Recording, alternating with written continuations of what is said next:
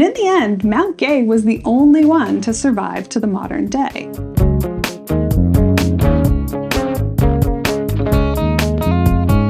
Hello and welcome to My Tiny Bottles, the project where I'm exploring my grandmother's legacy of miniature liquor bottles, one tiny bottle at a time. I'm your host, Tammy Coxon. Bottle number 100 is Mount Gay Sugarcane Brandy. In my reveal video for this one, I was so excited about finding a bottle of rum as my 100th bottle pick that I didn't even realize that the label doesn't actually say rum anywhere on it.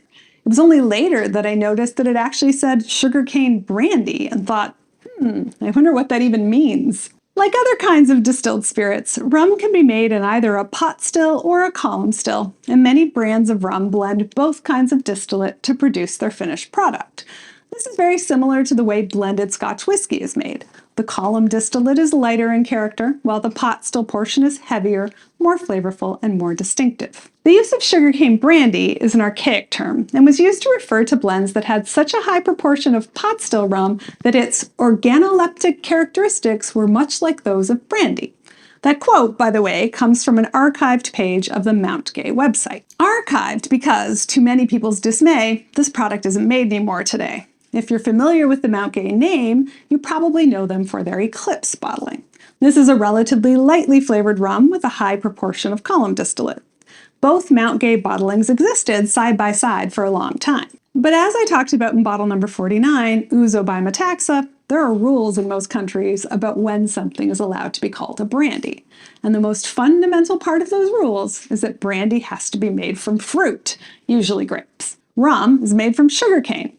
So eventually, Mount Gay changed the name of the export version of this product from sugarcane brandy to sugarcane rum. And to make things even more confusing, this is a molasses-based rum, not a sugarcane juice-based rum agricole like I talked about in bottle number 99, Lamani. After the export restrictions went into place, there was only one place you could still get Mount Gay sugarcane brandy, which was in the country where it was made, Barbados. Barbados is considered to be the home of rum. It's where we see the first reference of any variant on the word rum in the 1650s, when Robert Le Gon wrote, "The chief fuddling they make in the island is rum bullion, alias kill devil, and this is made of sugar canes distilled, a hot, hellish, and terrible liquor." Mount Gay lays claim to being the oldest continuously operating distillery in the world, beginning in 1703.